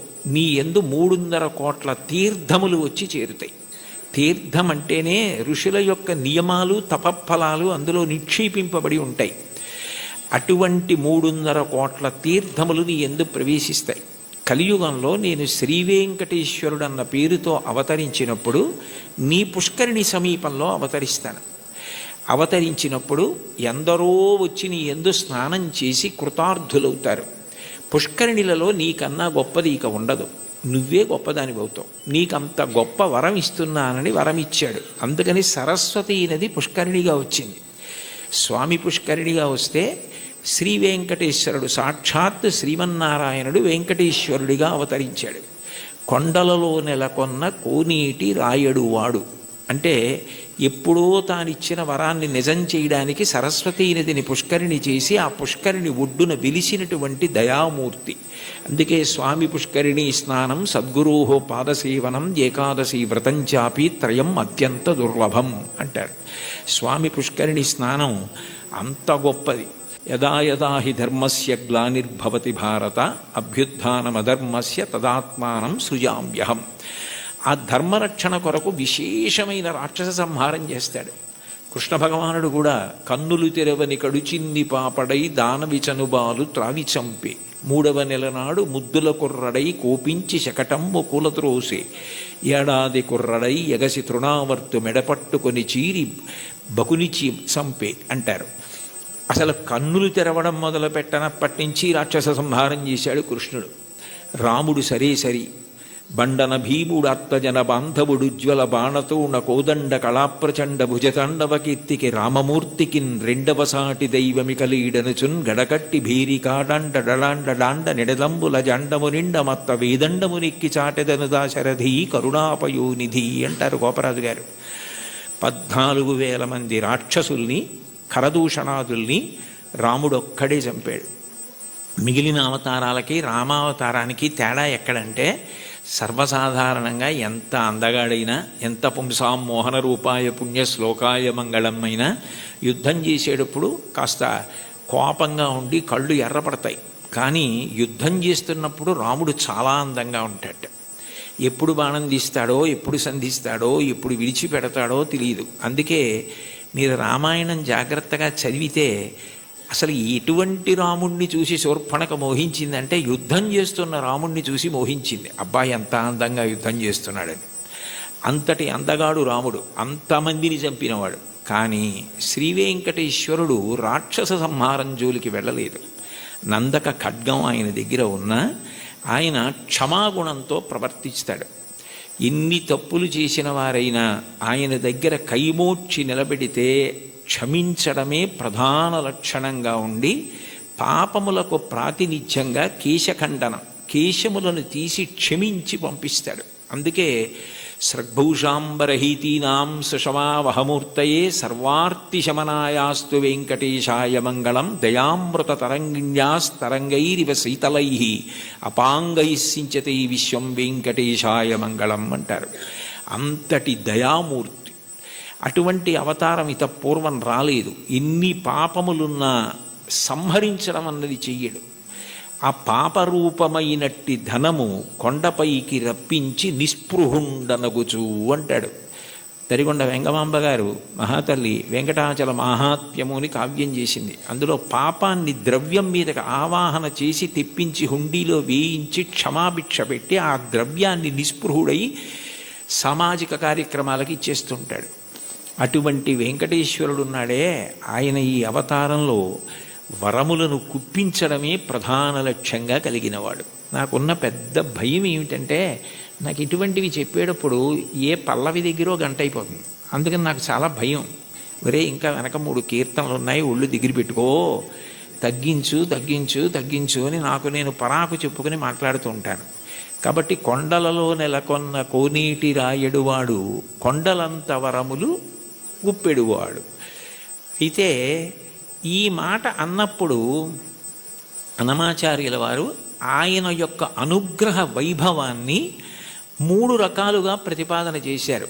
ఆయన భక్తుల్ని అనుగ్రహించడం అన్నది ఏదో తపస్సు చేస్తే నీకేం వరం కావాలి అని అడిగి వాళ్ళకి ఆ వరం ఇవ్వడం కాదు. అసలు అవతల వారు అడగనటువంటి వరాలు అవతల వారి యొక్క భక్తిని బట్టి ఎంత వశపడిపోతాడు అన్నదానికి పరమాద్భుతమైనటువంటి ఉదాహరణలు కొన్ని చెప్పారు. అందులో మొదటి చరణంలో కురువరతి నంబి, అంతే కదమ్మా, కుండలు చేసిన ఎట్టి కొండలు. ఇందులో మొట్టమొదట ఇది అక్కర్ల నాకమ్మ ఉదాహరణ చెప్తే చాలు. కుండలు చేసేటటువంటి కుమ్మరిదాసుడైన కురవరతి నంబి.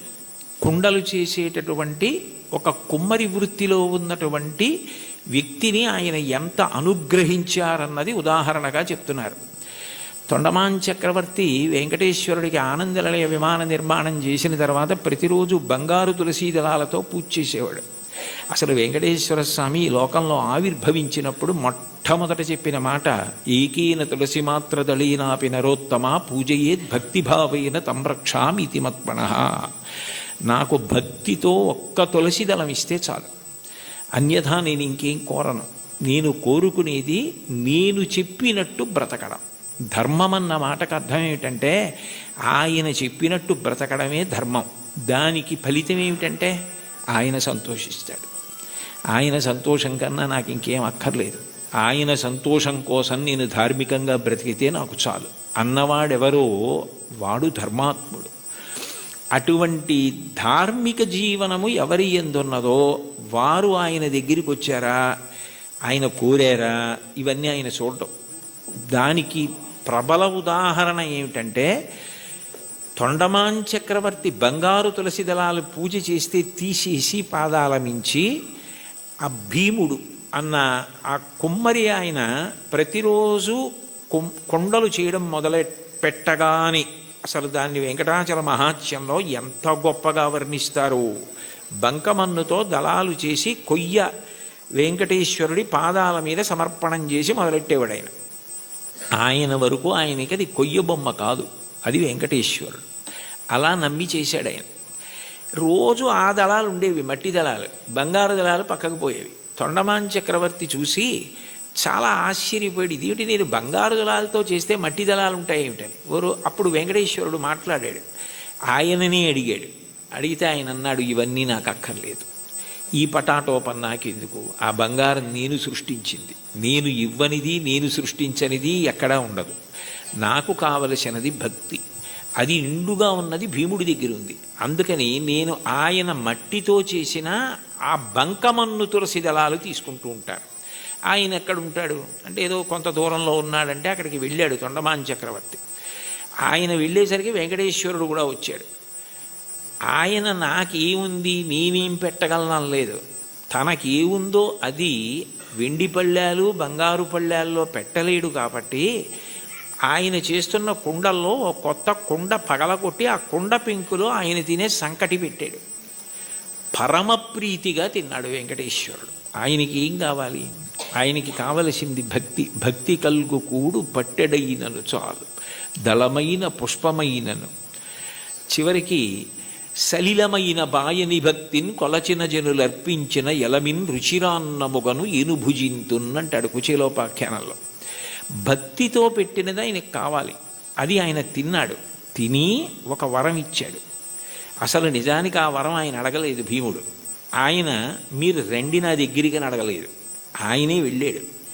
వెళ్ళి ఇక పైన నా అవతారం భూమి మీద ఉన్నంత కాలము కూడా నేను తీసుకునే మహానైవేద్యం కుండ పెంకులో ఉంటుంది. అందుకని ఓడు ప్రసాదం అని ఇప్పటికీ కూడా ఆనందనిలయ విమానం లోపల కొత్త కుండ పెంకులోనే ఆయనకి నైవేద్యం అవుతుంది అని అంటారు. అంటే అడగకుండానే అంత గొప్ప వరాన్నిచ్చి భీముణ్ణి భార్యని కూడా దివ్యమైన విమానం ఎక్కించి వైకుంఠానికి తీసుకెళ్ళాడు. బ్రహ్మాదులకు ఆయన మాట తప్ప ఆయన రూపు అసలు దర్శనం అవ్వదంటారు. అలాంటి వాళ్ళని తీసుకెళ్ళాడు. అంటే ఊహించని వరం. కొండలలో ఉన్నవాడు కొండలంత వరం ఇవ్వగలిగినవాడు, ఊహించలేని వరం ఇవ్వగలిగినవాడు. ఆయనను ఇది ఇవ్వండి అని కాకుండా భక్తితో ప్రేమతో ఆయనని పట్టుకోగలిగితే ఆయన ఏదిస్తాడన్న దాన్ని ఊహించడం కూడా నీకు సాధ్యం కాదు. రెండవ చరణంలో తిరుకచ్చినంబి గురించి చెప్తున్నారు. కాంచీపురంలో తిరుకచ్చినంబి అని బాగా స్వామివారికి ఆంతేవాసిత్వం చేసేవాడైన. ఎంత భక్తుడంటే ఇంచుమించు అర్జునుడిలా సఖ్యభక్తి గెలిపోయాడు ఆయన. ఉదయం బాలభోగం అంటారు కదా, ప్రాతకాల నైవేద్యం అయిపోయిన తర్వాత అందరు వెళ్ళిపోయేవారు. వరదరాజస్వామి కాంచీపురంలోని ఉండబోయ్ అని తిరుకొచ్చినంబిని కూర్చోబెట్టుకుని లౌకిక విషయాల దగ్గర మొదలుపెట్టేవారు. కాంచీపురంలో ఆ వీధిలో ఆ ఇంట్లో ఏం జరిగింది, ఇక్కడ ఏం జరిగింది, ఖాళీ ఉన్నప్పుడు మనం ఎలా మాట్లాడుకుంటామో అలా మాట్లాడుకోవడం మొదలుపెట్టి తర్వాత శాస్త్ర చర్చ, వేదాంత ప్రవచనం ఇవన్నీ చేస్తూ ఉండేవారు. ఇద్దరు మాట్లాడుకుంటూ ఉండేవారు. మహానైవేద్యం వరకు ఉండి ఆయన అలా పడుకుంటే ఈయన విసినికర్ర పెట్టి విసురుతూ ఉండేవాడు. ఎప్పుడు చూడండి కంచి గరుడ సేవ అంటారు, అలా ఆయనకి ఎప్పుడు విసినికర్ర పట్టి విసురుతూ ఆయనతో మాట్లాడుతుండేవాడు. మహానైవేద్యం తర్వాత నేను కాసేపు విశ్రాంతి తీసుకుంటానంటే ఆయన పాపం ఇంటికి వెళ్ళిపోయేవాడు. తిరిగొచ్చినవి వెళ్ళిపోయి భోజనం చేసి మళ్ళీ సాయంకాలం స్వామివారి ఆరాధన ప్రారంభానికి వచ్చి మళ్ళీ విసురుతూ ఉండేవాడు ఏకాంత సేవ వరకు. అలా చాలా కాలం గడిచిపోయింది. వీళ్ళిద్దరూ మాట్లాడుకుంటారన్న విషయం కూడా లోకంలో ప్రచారం అయిపోయింది. ఒక రోజున మధ్యాహ్న కాలం ఇంకా దగ్గర పడిపోతుంది, ఇంకా మహానైవేద్యానికి వచ్చేస్తారు. నేను వెళ్ళి మళ్ళీ సాయంకాలం వస్తాను స్వామి అని చెప్పి ఈ తిరుకచ్చి నంబి గుడిలోంచి బయటకు వస్తున్నాడు. బ్రహ్మాండమైన వర్షం. ఎలా వెళ్ళాలి? వెళ్ళడం ఆలస్యం అయితే రావడం ఆలస్యం అవుతుంది. రావడం ఆలస్యం అయితే స్వామివారికి విసినిగర్ర పెట్టి విసరద్దు, ఎట్లా సేవ ఆలస్యం అయిపోతుంది, ఇంత వర్షం పడుతోంది, ఎలా వెళ్ళడం అని ఆలోచిస్తున్నాడు. ఎవరో ఒక వృద్ధ వైష్ణవుడు ఒక ఆయన వచ్చి, స్వామివారు పంపించారు, మీరు గబగబా ఇంటికి వెళ్ళాలట కదా, నేను గొడుగు పడతాను రెండని చెప్పి గొడుగు పట్టాడు. ఆ గొడుగులో తిరుకచ్చి నంబి ఇంటికి వెళ్ళాడు. మీరు భోజనం చేసి రండి, నేను ఇక్కడే ఉంటాను, సాయంకాలం వాన తగ్గకపోతే మళ్ళీ గొడుగులో తీసుకెళ్తానన్నాడు. అని సాయంకాలం మళ్ళీ గొడుగులో ఆయన్ని తీసుకొస్తున్నాడు తిరుకచ్చి నంబిని. కొంచెం ఆలస్యమైంది వర్షం వల్ల. ఈలోగా సాయంకాలం సేవ కోసం అర్చకులు వరదరాజస్వామి గుడి తీసి తలుపులు తీశారు. తలుపులు తీస్తే లోపల స్వామివారు లేరు. వాళ్ళు కంగారు పడిపోయి తిరుకచ్చి నంబితో మాట్లాడుతూ ఉంటాడు కదా, ఏం దోషం జరిగిందో చూద్దాం ఆయనకి తెలుస్తుందని ఆయన కోసం వెతికారు. ఆయన లేరు. ఆయన కొంచెం ఆలస్యంగా వచ్చారు. నీకేమైనా తెలుసా నంబి, స్వామివారు ఏమైపోయారు, కనపట్టలేదు, ఏమైనా అపరాధం జరిగిందా, ఎవరినన్నా భక్తులను అనుగ్రహిస్తున్నారా అని కంగారు పడిపోతున్నారు. అదేమిటి నాకు తెలీదు, ఎక్కడికి వెళ్ళిపోయారని చెప్పి ఆయన స్వతంత్రంగా ఇంట్లోకి వెళ్ళి వస్తువుల్ని వెతికే యజమాని ఎలా ఉంటాడో అలా వెళ్ళి, అదేమిటి స్వామివారు లేకపోవడం ఏమిటని చూస్తే ఆయన అలాగే పడుకుని ఉన్నారు. అయ్యో ఇక్కడే ఉన్నారు వరదరాజస్వామివారు, మీరు వెతుకుతున్నారు ఏమిటన్నారు. వచ్చి చూసేటప్పటికి ఆయన ఒంటి మీద వర్షపు నీటి చుక్కలు ఉన్నాయి. అంటే తాను తడిసి తిరుకచ్చి నంబికి గొడుగు బట్టి తీసుకొచ్చారు. ఆ తిరుకచ్చి నంబి ఇంట్లో భోజనం చేసినంతసేపు వరదరాజస్వామి వారు బయట నించున్నారు. బయట నించుని గొడుగు పట్టుకుని నించుని ఆయన వచ్చిన తర్వాత ఆయన్ని తీసుకుని వచ్చారు. అంటే ఒక భక్తుడి కోసం భగవంతుడు ఎంత కిందకొస్తాడు అవన్నీ అడిగారా తిరుకచ్చి నంబి? అడగలేదు. అడగకపోయినా అంత కిందకొచ్చి తర్వాత భాగవతులతో కలిసి ఎలా ఉండాలో చెప్పి చిట్ట చివరికి మోక్షం ఇచ్చారు. ఆ తిరుకచ్చి నంబిని అనుగ్రహించినటువంటి వరదరాజు వెంకటేశ్వరుడి కన్నా భిన్నుడు కాడు. ఒకటే, అదే అనేక కీర్తనల్లో ప్రతిపాదిస్తారు ఆ రాముడే వెంకటేశ్వరుడు అని. అటువంటి తిరుకచ్చి నంబిని ఊహకందని రీతిలో అనుగ్రహించవే. ఎవరైనా వరం అడిగితే ఏం అడుగుతాడు? ఏదో జ్ఞానం ఇమ్మంటాడు, లేకపోతే భక్తి ఇమ్మంటాడు, డబ్బు ఇమ్మంటాడు, ఏదో వృద్ధిని అడుగుతాడు. వాళ్ళు అసలు ఏమీ అడగలేదు. వాళ్ళ ఊహకి కూడా అందనివి నువ్వు చేసి పెట్టావు. వాళ్ళకి చరిత్రలో వాళ్ళు నిలబడిపోవడానికి కారణం నీ అనుగ్రహమా, వాళ్ళు అడగడమా? అంటే నీ అనుగ్రహం. అంత అనుగ్రహం దేనికి చేశావు? విసినికర్ర పెట్టి విసిరితే చేశాడు అనగలరా మీరు? కాదు. ఆ ప్రేమ, అంత ప్రేమ. ఆ ప్రేమ చివరికి ఏమైపోయిందంటే లౌకిక సంభాషణ నుంచి శాస్త్ర చర్చ వరకు వెళ్ళి తిరుకచ్చి నంబి ఇంటికి గొడుగులో తీసుకెళ్ళి గొడుగట్టు వీధిలో నుంచి మళ్ళీ తీసుకొచ్చి వర్షం తాను మీద పడేటట్టు చేసుకున్న ఇంతగా లొంగిపోయి దిగొచ్చి అనుగ్రహించినటువంటి ఓ స్వామి, నీ దయకి హద్దు ఎక్కడుంది? అంటే వెంకటేశ్వరుడు అనుగ్రహించే తీరు అట్లా ఉంటుంది. మామూలుగా ఏదో కొడుకునిచ్చాడు, కూతుర్నిచ్చాడు, పెళ్లి చేయించాడు, ఉద్యోగం ఇచ్చాడు, ఇవి కాదు. కొండలంత వరములు ఇచ్చేటటువంటి వాడు. అది చెప్పడానికి ఎంతంత గొప్ప ఉదాహరణలు తీసుకున్నారు. అంత దిగొచ్చినటువంటి ఉదాహరణ ఇంకొకటి చెప్పారు. అందులో ఇప్పటికీ కూడా మీరు వెంకటేశ్వర స్వామి వారు ఊరిరిగింపుగా వెడుతూ ఉంటారు ప్రదక్షిణ వీధుల్లో. ఆ వెళ్తున్నప్పుడు ఆ స్వామివారికి ఊంజల్ సేవ జరిగిన ప్రాంతం నుంచి తిన్నగా వెళ్ళిపోయినప్పుడు మలుపు తిరుగుతారు. అది వరాహస్వామి గుడి వైపుకి. ఆ మూల చూస్తే ఎడం పక్కకి వెడితే ఇప్పటికీ కూడా అనంతాళ్వార్ చెరువు అని ఉంటుంది. అనంతాళ్వార్ ట్యాంక్, ఏటీసీ కాటేజెస్ అంటారు. అంటే అనంతాళ్వార్ ట్యాంక్ కాటేజెస్ యథార్థానికి అవి. ఆయన ఒకప్పుడు వెంకటేశ్వర స్వామి వారికి పుష్పకైంకర్యం చెయ్యాలి, తగినన్ని పూలు లేవు కొండ మీదని భార్యతో వచ్చి చెరువు తవ్వుతున్నారు. నీరు ఉంటే కదా మొక్కలు పెంచడం అని. ఆ చెరువు తవ్వుతుంటే భార్య గర్భిణి. ఆమె నెల నెలకి నిండు గర్భిణి అయి పాపం ఈయన తవ్వుతుంటే ఆ మట్టి అట్టుకుని పట్టుకెళ్ళి దూరంగా పోసి మళ్ళీ తట్ట తెస్తుంటే చూడలేక వెంకటేశ్వర స్వామి ఓ 12 ఏళ్ల పిల్లాడి రూపంలో వచ్చి, అమ్మ నేను పట్టుకెడతానులేండి మట్టి తట్ట మీరు నించోండని గబగబా పట్టుకెళ్ళి మట్టి పోసేసి మళ్ళీ ఖాళీ తట్ట అట్టుకొచ్చేస్తున్నారు. ఏమిటి నిండు గర్భిణి, నేను మట్టి తవ్వే లోపల తట్ట పట్టుకెళ్ళి ఎక్కడో మట్టి పోసేసి మళ్ళీ మట్టి తట్ట పట్టుకొచ్చేస్తోంది అని ఆయన ఆశ్చర్యపోయి తలెత్తి భార్యని అడిగారు, ఇంత తొందరగా ఎలా తీసుకెడుతున్నావు అన్నారు. నేను కాదు, ఇదిగో ఈ పిల్లాడు మీరు ఇంతకు ముందు ఒకసారి వచ్చి సేవ చేస్తానంటే వద్దు, మా గురువుగారి మాట నేనే చేసుకోవాలి, మా ఆవిడ చేసుకోవాలన్నారు. కానీ అమ్మ నువ్వు నిండు గర్భిణివి కదా, చేసి పెడతానంటే కాదనలేక చేయమన్నాను, ఆ పిల్లాడు మోస్తున్నాడు మట్టి తట్ట అంది ఆవిడ. అమ్మ ధూర్తుడా, వద్దురా, ఇది మా గురువుగారు చెప్పారు, నేను మా ఆవిడ చేయవలసిన సేవ అంటే ఇప్పుడు మళ్ళీ మా ఆవిడ్ని పట్టుకుని జాగ్రత్తగా నువ్వు మోహేస్తున్నావా మట్టి, నీ పని చెప్తానని చేతిలో ఉన్న గుణపం పట్టుకుని వెంకటేశ్వరుణ్ణి కొట్టడానికి పరిగెత్తారు. ఆయన గుడి చుట్టూ పరిగెత్తారు, ఇప్పుడున్న ప్రదక్షిణ వీధుల్లో. వెనక అనంతాచార్యులు వారు పరిగెత్తారు. ఆయన ఆనందనిలయ విమానంలో దూరిపోతుంటే కోపం వచ్చి పిల్లాడు పారిపోతున్నాడని గుణపం విసిరారు. ఆ గుణపం వెళ్ళి గడ్డానికి కొట్టుకుంది. ఆ గడ్డం బద్దలై నెత్తురు కారింది.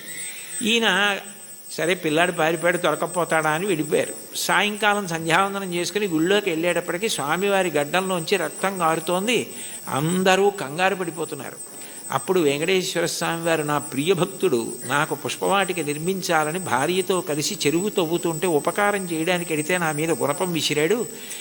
ఈ గుర్తుగా ఎప్పటికీ నేను ఇక్కడ ఈ మచ్చ ఇలాగే ఉంచుకుని దాని మీద పచ్చకర్పూరం అద్దుకుంటాను అని ఇప్పటికీ వెంకటేశ్వరుడి గడ్డం మీద పచ్చకర్పూరపు మచ్చ. మనం ఇప్పటికీ వెంకటేశ్వర స్వామి వారి దర్శనానికి శంఖనిధి పద్మనిధి నీళ్లు పడుతుంటాయి. అక్కడ కాళ్ళు కడుక్కొని పెద్ద గడప దాటి కుడి చేతి వైపు గోడ మీద చూడగానే ఓ గుణపం వేలాడుతుంటుంది. గడ్డపార అని ఉంటుంది తెలుగులో, అనేక భాషల్లో రాసి ఉంటుంది. ఆ గుణపమే అనంతాచార్యులు వారు విసిరారు. ఆ తర్వాత ఆయనతో ఎన్నో లీలలు చేశారు. ఇప్పుడు అవన్నీ ఎందుకు? కాబట్టి ఆఖరికి భక్తుడి చేతిలో దెబ్బతిని రక్తం కారి అంతటి మహానుభావుడు దాన్ని పచ్చకర్పూరం అద్దుకుని, ఏమో చూసిన వాళ్ళందరూ ఆ పచ్చకర్పూరం ఏమిటి, ఆ మత్స ఏమిటి అని అడిగితే పెద్దవాళ్ళందరూ పిల్లలకి ఈ కథ చెప్తుంటే, నీ పేరు వినపడితే నేను మురిసిపోతానోయ్ అని చెప్పి కొట్టిన దెబ్బని మచ్చగా ఉంచుకొని పచ్చకర్పూరం పెట్టుకున్నావే, నీ దయకి హద్దుందా? బతిమాలి మట్టి మోసి గుణపం దెబ్బ తిని దాన్నేమో ఒక పెద్ద గుర్తుగా ఉంచుకున్నావా? ఎంత ప్రేమైకమూర్తివయా! ఆఖరికి ఇప్పటికీ ఆయన బొగడ చెట్టు రూపంలో ఉంటారంటారు. నేను వెళ్ళినప్పుడు అప్పుడప్పుడు వెడుతూ ఉంటాను. వాళ్ళు పాపం వాళ్ళ వారసులు ఉన్నారు, ఎంతో ప్రేమగా పిలిచి నన్ను మాట్లాడుతూ ఉంటారు. కాబట్టి అనంతాచార్యుల వారిని అంత గొప్పగా అనుగ్రహించినటువంటి వాడివే నువ్వు. నీ దయకి హద్దు ఎక్కడుంది? అడిగితే వరం ఇవ్వడం కాదు, అడగకుండా కొండలంత వరాలు ఇచ్చేసావే. ఇప్పటికీ స్వామివారు ప్రత్యేకంగా అక్కడికి వెడతారు. అనంతాచార్యుల వారు ఎక్కడ చెరువు తవ్వారో, ఎక్కడ చెట్టు ఉందో అక్కడికి వెళ్ళి ఆయనకి హారతి ఇచ్చింది అనంతాచార్యుల వారికి ఆ బొగడ చెట్టుకి ఇస్తారు. ఇప్పటికీ సంవత్సరంలో ఒక రోజు ఉత్సవం జరుగుతుంది. అనంతాచార్యుల వారు గుణపం విసిరిన రోజున అంత వేగంగా ఆనందనిలయ విమానం చుట్టూ పరిగెత్తినట్టే వెళ్ళిపోయి పల్లకి లోపలికి వెళ్ళిపోతుంది. అంటే భక్తుడు కొట్టిన రోజుని ఉత్సవంగా చేసుకుని ఇప్పటికీ ఆనందనిలయం చుట్టూ అలా పరిగెడుతున్నావా? ఏమిటయా నీ దయ, అంతుందా దానికి? ఇంతటి దయామూర్తివా, అంతటి వాడివి, నీ గోటి కాంతి చూడడం సాధ్యం కాదు. అక్రూరుడు అంటాడు భాగవతంలో, శూరులు తొల్లియే విభుని శోభిత పాద నక ప్రభావళించేరి భవాంధకారముల చిక్కక ఉందరు వట్టి దేవునిన్ వైరముతోడనైన పిలువన్నను పంపి శుభంబు చేసే నిష్కారణమైన ప్రేమ ఇది కంసుని పోలు సకుండు కల్గుని అంటాడు. ఆయన కాలి గోటికి ఉన్న కాంతిని చూడడం సాధ్యం కాదు. తపస్సు చేసి యుగాలు చేసిన అటువంటి వాడు కలియుగంలో ఆపాదమస్తకం చూడ్డానికి వీలుగా నకృతం దైవ సంఘైశ్చ నకృతం విశ్వకర్మణ స్వేచ్ఛయా క్రీడతే తత్ర ఇచ్ఛారూపం విరాజిత అంటారు వ్యాసుల వారు. తనంత తాను ఒక రూపాన్ని పట్టి అలా నిలబడ్డాడది రాతి విగ్రహం కాదు, సాక్షాత్ శ్రీమన్నారాయణుడు. ఇన్ని వరాలు ఇస్తున్నావా? ఇన్ని పాపాలు చేసిన మాకు దర్శనమిస్తున్నావా? ఇవ్వడం కాకుండా నీ దగ్గరికి వచ్చి ఏమడిగితే అది ఇస్తున్నావా? ఏమీ అడగకుండా నీ ఎందు ప్రేమ పెంచుకున్న వాడికి నువ్వేమిస్తావో చెప్పడం ఎవరికి సాధ్యమయ్యా? కొండలలో ఉన్నవాడివి కొండలంత వరాలు ఇస్తున్నావు. శ్రీకాంతు భజించు సేవకులకు. భజించు అన్న మాటకు అర్థం మనస్సుతో ఒక సంగమును పొంది ఉండడం. భజించడం అంటే ఆయన్ని పొగుడుతూ ఉండడం, స్మరిస్తూ ఉండడం. ఏది చేస్తున్నా కూడా భగవంతుడే స్మరణలోకి వస్తాడు. ఏది చేస్తున్నా భగవంతుడు స్మరణలోకి వస్తే 2 ప్రయోజనములు సిద్ధిస్తాయి. ఒకటి, మీరు ధర్మమును విడిచిపెట్టలేరు. 2, అధర్మమును ఆచరించలేరు. కారణం, శంకరాచార్యులు వారు సౌందర్యలహరి చేస్తూ ఒక శ్లోకం చెప్తారు. అందులో అంటారు, మనిషి అనేక మాటలు మాట్లాడుతూ ఉంటాడు. ఈ మాట మాట్లాడడానికి అసలు 84 లక్షల జీవరాశులలో మాట్లాడే అదృష్టం పొందడానికి కంఠంలో స్వరపీఠిక మనిషికి పెట్టినవాడెవరు? భగవంతుడు పెట్టాడు. పెట్టినప్పుడు నేను ఏదైనా మాట మాట్లాడే ముందు నాకు భగవంతుడు ఈ స్వరపేటిక పెట్టి మాట్లాడే అవకాశం ఇచ్చాడు. ఎప్పుడో అప్పుడు ఈ శరీరం పతనం అయిపోతుంది. ఇవాళో రేపో 10 ఏళ్ల తర్వాతో 20 ఏళ్ల తర్వాతో శరీరం పడిపోకుండా ఉండదు. జాతస్య హి ధ్రువో మృత్యువు ధ్రువం జన్మమృతస్య చ. శరీరం పడిపోవాలి. పడిపోయినప్పుడు ఈశ్వరుడు ఒక ప్రశ్న వేస్తాడు, అన్ని ప్రాణులలో నువ్వు ఉత్కృష్ట ప్రాణివయ్యావు. కారణం, 2 ఇచ్చాను. ఒకటి బుద్ధి, 2 మాట. ఈ మాటని నువ్వు ఎంత బాగా ఉపయోగించావు అని అడుగుతాడు. మాట బాగా ఉపయోగపడాలన్నా, ఏది చేస్తున్నా చేత నిగ్రహింపబడాలన్నా అది ఇచ్చినవాడు జ్ఞాపకానికి వస్తూ ఉండాలి. ఆ ఇచ్చినవాడు జ్ఞాపకానికి వస్తున్నాడు అనుకోండి, నాకు మాట ఇచ్చినవాడు భగవంతుడే, నేను ఆయనకి జవాబుదారి అని నాకు అనిపించింది అనుకోండి, పిచ్చి పిచ్చి మాటలు మాట్లాడే అవకాశం ఉండదు. అర్థం లేని ప్రశ్నలు వేసే అవకాశం ఉండదు. ఏదైనా మాట మాట్లాడేటప్పుడు మాట మాట్లాడడం ఎంత జాగ్రత్తగా మాట్లాడాలి, ఎంత సామాజిక ప్రయోజనము కొరకు మాట్లాడాలి. మాట అగ్నిహోత్రంతో వర్ణిస్తుంది వేదం. అగ్ని దాహకత్వం కాల్చేస్తుంది ఏ వస్తువునైనా. మాట అజ్ఞానాన్ని కాల్చేస్తుంది, తెలియనితనాన్ని కాల్చేసేది మాట. ఒకరి దగ్గర మనం తెలియనిది విన్నామనుకోండి, తెలియనితనం పోతోంది. అందుకని మాట అన్నది అంత గొప్పది. మీరు మాట్లాడేటప్పుడు ఇది నాకు భగవంతుడు ఇచ్చాడు, సక్రమంగా వినియోగించుకోవాలి అని మాట్లాడారనుకోండి, అది పూజ. ఎందుకంటే ఈశ్వరుడికి కట్టుబడి మాట్లాడుతున్నారు. మీరు నేను ఇది మాట్లాడను అని ఎందుకంటున్నారంటే ఈశ్వర భక్తి చేత. అప్పుడు మీరు ఏది చేస్తున్నా కూడా అది జపో జల్ప శిల్పం సకలమపి ముద్రా విరచన గతి ప్రాదక్షిణ్య క్రమణమశన ద్యాహుతి విధి ప్రణామ సంవేశ సుఖమఖిలమాత్మార్పణదృశ సపర్యా పర్యాయస్తవ భవతు ఎన్మే విలసితం అంటారు శంకరాచార్యులు వారు. నేను నా చేతిని కదుపుతున్నాను అనుకోండి, ఈ చెయ్యి కదులుతోంది అంటే ఈశ్వర కృప. ఈ చేతిని మీరు బెంగపెట్టుకోకండి అని మంచి మాట మాట్లాడడానికి ఇలా అంటాను తప్ప మీ సంగతి చూస్తానని ఇలా అనను. ఈ చెయ్యి కదలడానికి శక్తి ఆ పరదేవత అయి ఉన్నది. ఈ కదలికలు ఆమె సంతోషించడానికి పనికి రావాలి తప్ప ఆమె నా యందు కాఠిన్యము వహించడానికి, ఆమె నన్ను చూసి వీడికి ఎందుకు ఇచ్చాను శక్తి అని అనుకునేటట్టుగా నేను ప్రవర్తించకూడదు. యాదేవి సర్వభూతేషు శక్తి రూపేణ సంస్థిత. ఆ తల్లి నా యందు శక్తిగా ఉంది, దాన్ని సద్వినియోగం చేసుకోవాలి అనుకున్నాను అనుకోండి, నేను అప్రయత్నంగా పుణ్యకార్యామే చేస్తాను తప్ప ఈశ్వరుడు ఖేదము పొందకూడదు. కాబట్టి ఆయన నా యందు అమర్షము పొందకూడదు. కాబట్టి నేను ఎప్పుడూ పాపము చెయ్యకుండా నన్ను నేను నిగ్రహించుకోగలుగుతాను. అది భజించు భక్తి. ఆ స్మరణ ప్రహ్లాదుడిది. పానీయంబులు త్రావుచున్ కొడుచుచున్ భాషించుచున్ హాసలీలా నిద్రాదులు చేయుచున్ తిరుగుచున్ లక్షించుచున్ సంతత శ్రీనారాయణ పాదపద్మయుగళీ చింతామృతాస్వాద సంధానుండై మరచన్ సురారిసుతుడే తద్విశ్వమున్ భూవరా.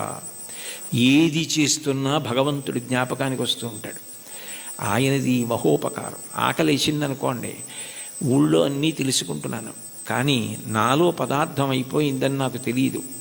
మంటగా వస్తే తొందరగా తింటానని క్షుత్తు భరించలేని మంటగా ఆకలి రూపంలో వచ్చి నువ్వే పంటగా భూమి మీద పండి బ్రహ్మాండంలోది పిండాండంలో పడేస్తే జీర్ణం చేసి నేను తిన్న పప్పు కూర పచ్చడి పులుసు ఇవన్నీ లోపలికి వెడితే అహం వైశ్వానరో భూత్వా ప్రాణినాం దేహమాశ్రిత ప్రాణాపాన సమాయుక్తం పచాన్యన్నం చతుర్విధం పచనం చేసి జీర్ణం చేసి పిప్పిని తెల్లవారేటప్పటికీ సంవరణీకండరములు సడలిపోయి బయటికి వెళ్ళిపోయేటట్టు అనుగ్రహించగలిగావా అని ఎప్పుడూ స్మరణ చెయ్యగలిగిన వాడికి ఎప్పుడెప్పుడు ఆయన సేవ చేద్దామా అని అనిపిస్తుంది. అప్పుడు పూజ అంటే అరగంట చేద్దామా 20 నిమిషాలు చేద్దామా అనిపించదు. నా యందు ప్రాణమై నాకిన్ని చేస్తున్న ఆ స్వామి పాదములు నేను ప్రీతితో కడగాలి అని ఆ పాదాలు కడిగేటప్పుడు అంత తాదాత్మ్యతతో కడుగుతాడు, అంత తాదాత్మ్యతతో తుడుస్తాడు. ప్రవర్తించేటప్పుడు అంత తాదాత్మ్యతతో భగవద్భక్తితో ప్రవర్తిస్తాడు. విశ్వమంతా విష్ణువుగానే చూస్తాడు. విశ్వం విష్ణుర్వషత్కారో భూత భవ్య భవత్ప్రభు అని చదవడం వేరు, విశ్వమును విష్ణువుగా చూడడం వేరు. విష్ణువును విశ్వమంతా చూసిన వాడికి విశ్వమే బంధువు, విశ్వమే ఈశ్వరుడు. అప్పుడు ఆయన ప్రవర్తన ఎలా ఉంటుంది? ఆయన దేనిని గాయపరచలేడు. కారణం ఆయనకి కనపడుతున్నది అంతా విష్ణువే. రామకృష్ణ పరమహంస దగ్గరికి వెళ్ళి ఎన్ని చెప్పినా వినడండి వాడు నారాయణుడే అని అడిగాడు వివేకానందుడు. నారాయణుడు కాడని అనకు, మూర్ఖ నారాయణుడను అన్నారు. అంటే అది భక్తి, అంతటా విష్ణువుని చూడగలగడం. అలా భజించి సేవించేటటువంటి వాళ్ళు ఎవరున్నారో వాళ్ళు తరించడానికి నిరోధించగలిగినది ఏముంటుంది అంటే అడ్డము కాగలిగినది బారుమాను అంటారు. మార్కండేయ కృతం సప్తశతి స్తోత్రంలో అర్గళా స్తోత్రం అని ఉంటుంది. అర్గళా స్తోత్రం అంటే బారుమాను నిరోధించున్నది అని. నిరోధించగలదా? ఆపగలదా?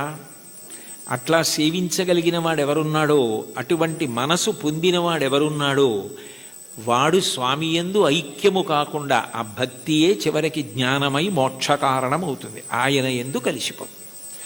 ఆ ప్రవహించిన భక్తి నది వెళ్ళి సముద్రమునందు కలిసిపోయినట్లు. భక్తికి చరమాంకం ఏమిటంటే ఈశ్వరుణ్ణి చేరిపోవడమే. దానికి ప్రతిబంధకాలు ఉంటాయి కానీ అడ్డలేవు. శంకరాచార్యులు వారు శివానంద లహరిలో ఒక అద్భుతమైన శ్లోకం చెప్తారు. అందులో అంటారు, అంకోలం నిజబీజ సంతతి రయస్కాంతోఫలం సూచిక సాధ్వీ నైజ విభుం లతాక్షితిరుహం సింధు సరిద్వల్లభం ప్రాప్నోతీహ యథా తథా పశుపతే పాదారవిందద్వయం చేతో వృత్తిరుపేత్య తిష్టతి సదా సా భక్తిరిత్యుచ్యతే అంటారు. నది సముద్రాన్ని చేరుకోవడానికి బయలుదేరుతుంది. ఎవరు దారి చూపిస్తారు? ఓ నది ఇలా వెళ్ళు సముద్రం వస్తుందని చెప్తారా? చెప్పరు. నది వెళ్ళిపోతూ ఉంటుంది. వెళ్ళిపోతున్నప్పుడు ఏ చంద్రశేఖరేంద్ర సరస్వతి మహాస్వామి వంటి మహాపురుషులో స్నానం చేస్తారు. అంతటి మహానుభావుడు ఇక్కడ స్నానం చేశాడని నది ఆగదు. ఒక ధూర్తుడు మూత్ర విసర్జన చేస్తాడు, అవమానమని బెంగపెట్టుకోదు. ఒక ముళ్ళ కంప వీపు చీరుతుంది, బొడ్డు నుంచి వంగి బాధపడదు. ఒక చోట బొగడపూల చెట్టు పువ్వులు రాలుస్తుంది, పొంగిపోదు. మానవమానములు దాటి సముద్రమును చేరడమే తన పరమ ప్రయోజనంగా తాను వెళ్ళిపోతుంది.